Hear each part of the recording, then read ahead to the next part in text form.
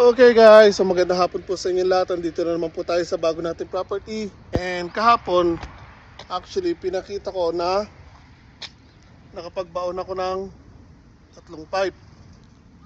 So, pagkatapos nyan, inalis ko po yung PVC pipe doon sa gitna ng dating palayan.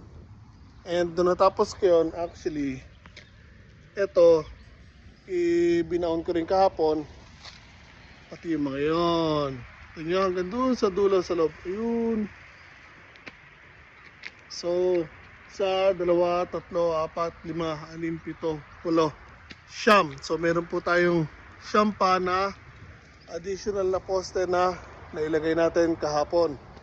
So, andito na naman tayo today after work. So, now, lalagyan ko ng bakal na pahalang 2.